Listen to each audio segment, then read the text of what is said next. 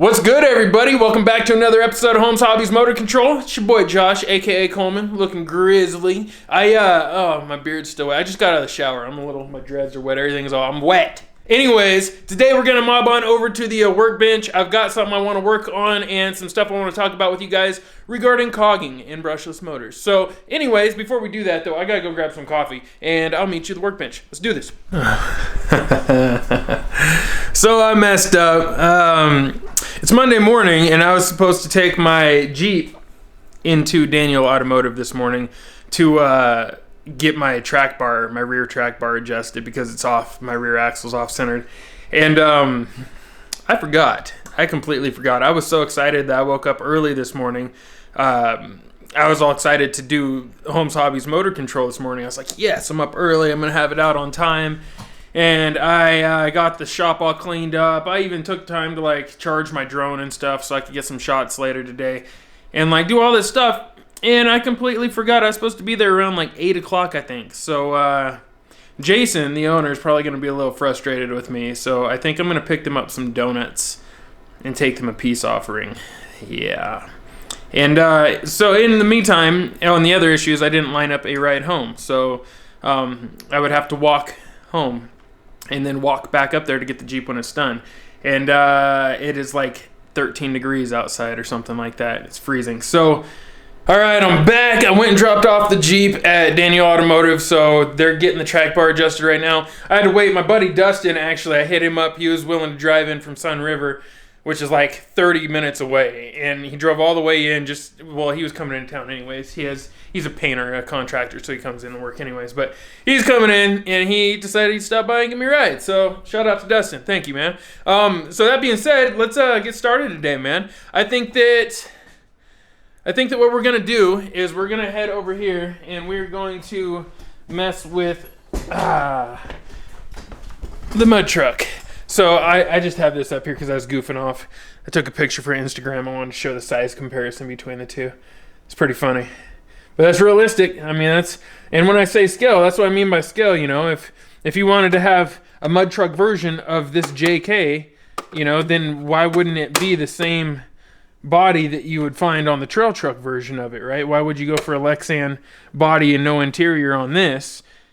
You see what I'm saying? Because I've had folks say things like, even today I had a gentleman who, this is no shade, he's actually a good fan of the show and everything. He's a good guy. But you know, even so, like a lot of people don't realize that going with a hard body does not mean you're just losing performance. Sorry, the mic's in the way there. Going with the hard body doesn't just mean you're losing performance, you know, and gaining realism. You're gaining realism, and then with a little bit of tuning, you can make up the performance loss from going from a Lexan body to a hard body.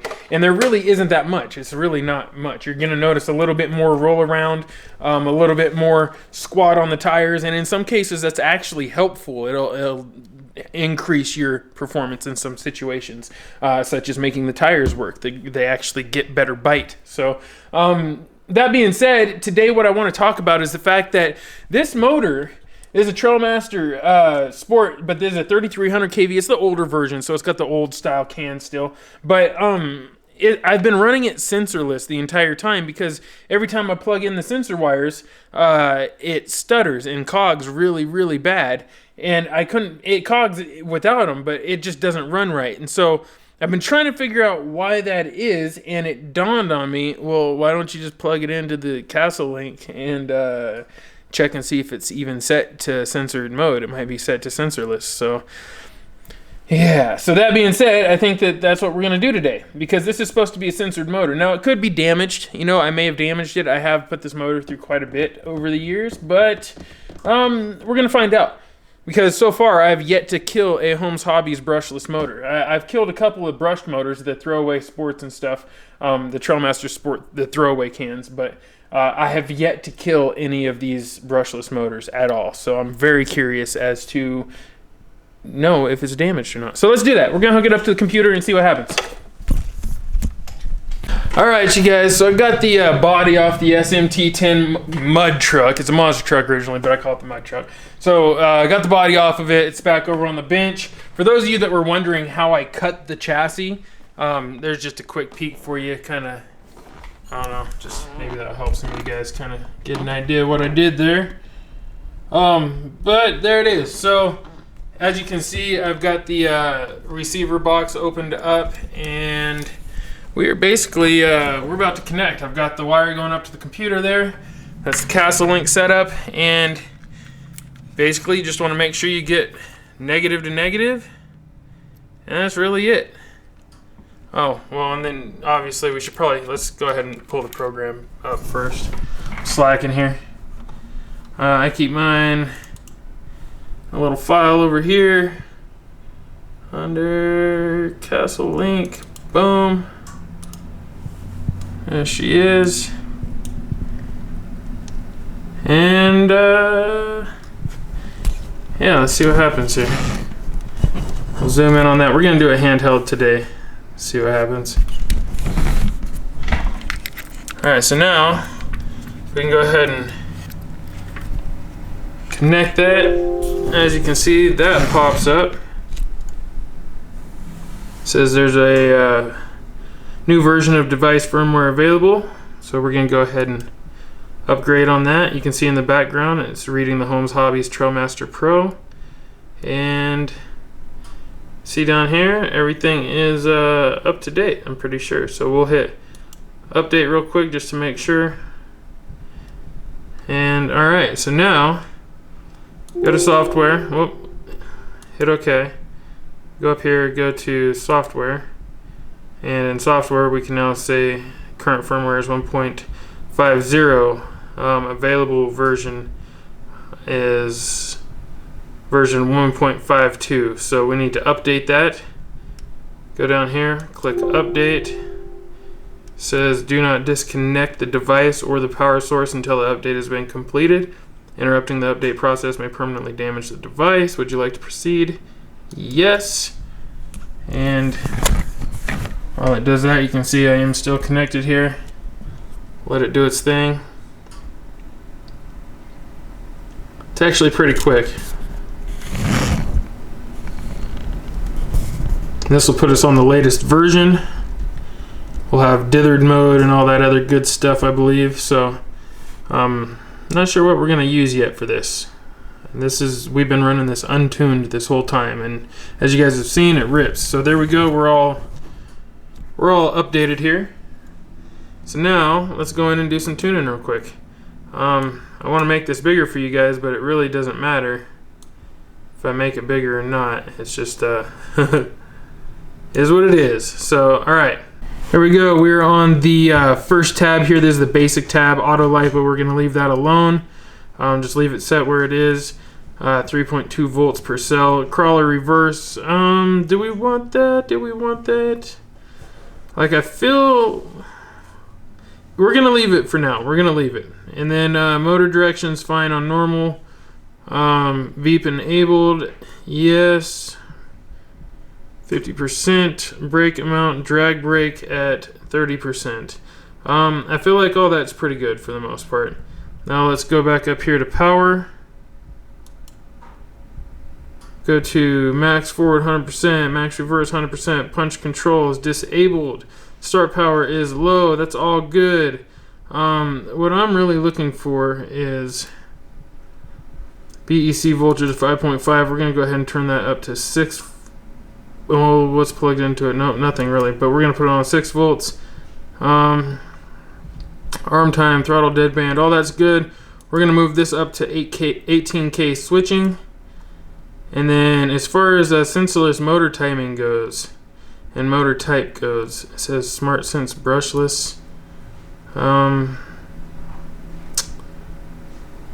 see, for some reason it hasn't been picking it up, so I'm not really sure why. Normal timing. Alright, everything's there. Maybe now that we've updated it, you know, to the latest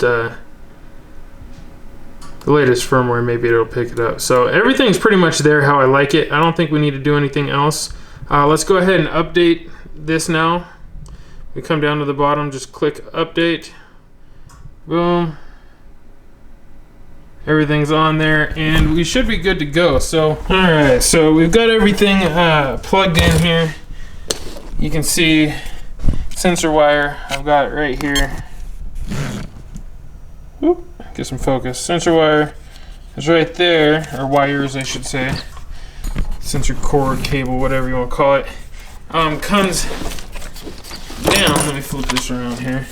Comes down and plugs into this. I don't have it wired nicely right now. I just have it hooked up just to see if I can make it work, right? Because I've tried this with multiple sensor wires, and this happens every time on this one. So I'm gonna have to assume there's probably something wrong with the motor, but we'll see. So what happens is, as I give it power, boom, and now the motor's reversed too. So I do need to plug it back into the castle and can fix that.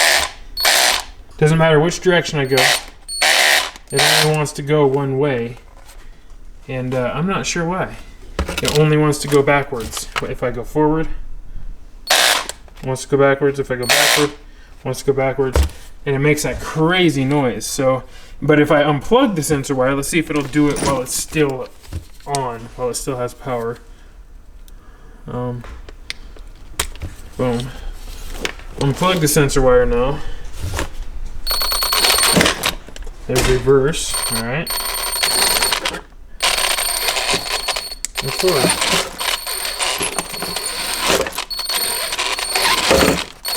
Works just fine. So it's something to do with it, with the sensor setup. I don't really know. I'm not 100% sure. I'm gonna have to talk to John on this one, get some expert advice. So that's gonna leave us with some options, you guys.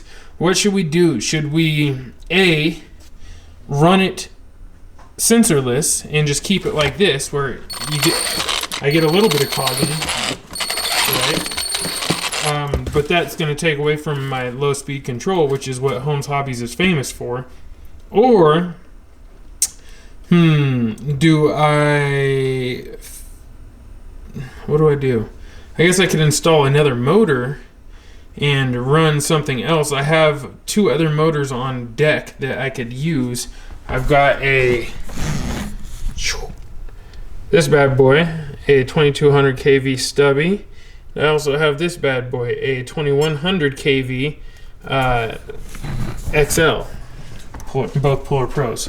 So do I put one of those in there? I think I want to keep the XL for my bomber that I'm building and run the stubby in this, because I really want that low speed control, because I want to be able to go in the snow and do some trail riding through the deep snow with this. This is just something I've been wanting to do for a while, and just do some trail riding in general, mud holes, things like that. This truck's not only just meant for deep mud bogging, you can also do some trail riding. I mean, if anyone that's watching is familiar with how they do it down south, trail riding is a very common thing. And yes, they're looking for mud holes, but it's fun just to get out in these things and go mob around. And essentially, that's what I'm doing with this. So I don't know. You guys let me know in the comments what you think I should do. All right, so not sure what's going on here. I cleaned out all the ports for the sensor cable, because there's a little bit of mud in there. So I was figuring maybe there's making contact somewhere. It's flashing orange right now. Battery's dead, but that doesn't have anything to do with why it's doing that crazy weird cogging thing. So I'm thinking what I need to do to test this is I need to plug a different motor into this ESC and test that and see what happens.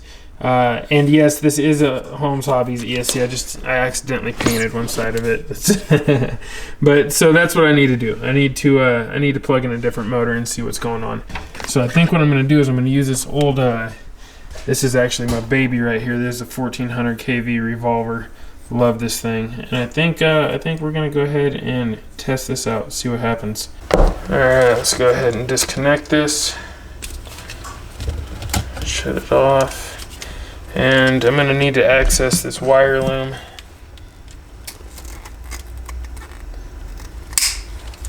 So clip the zip tie. And we should be able to, there we go. Open it right up. Here's our battery wires here. Disconnect all 3 of those. And we're just going to plug a motor directly into it.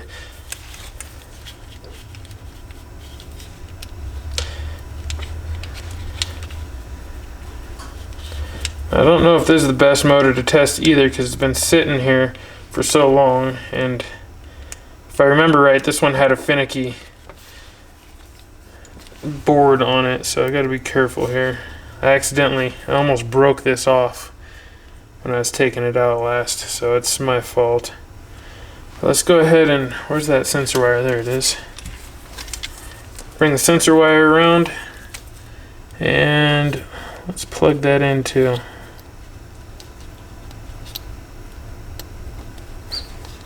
There we go.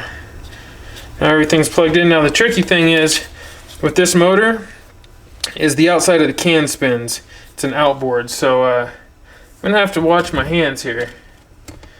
But it's also gonna be helpful because it'll show us exactly what the motor's doing. I won't have to just watch the output shaft.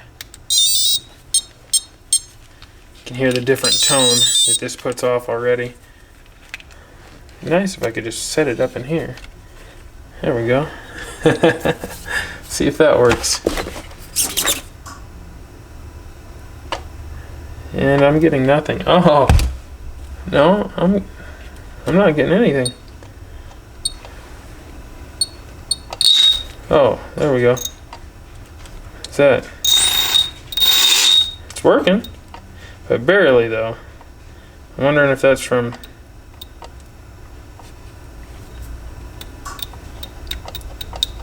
Why is that?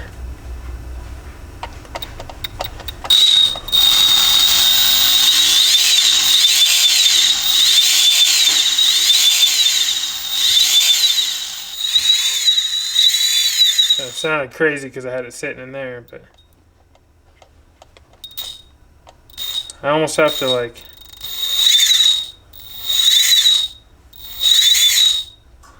This could be an ESC issue.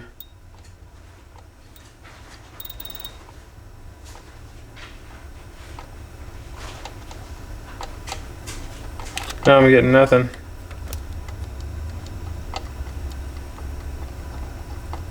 Interesting. Oh, now it's doing it again. There it goes. It's almost like it's hung up or it's not getting enough power. I wonder if this battery is just too dead. Let's try a battery with a little more life in it.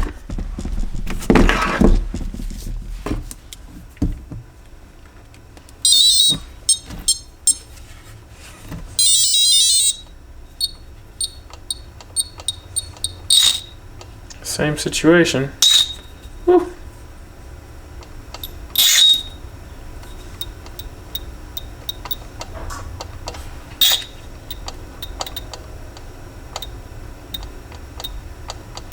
Yep, can't get a smooth startup. Interesting. So let's disconnect this one. Let's try a different motor again, just because I have had issues with this one in the past. This motor's been through a lot, and like I said, I think I damaged it. We're just gonna go ahead and crack open this stubby and use this because it's brand new. So this will be a good test subject, I guess. So let's go ahead and we're gonna use all the same wires. Let's go ahead and plug in our sensor wire first, just like that. Then we'll go ahead and plug in our power wires. Make sure you get them right, obviously.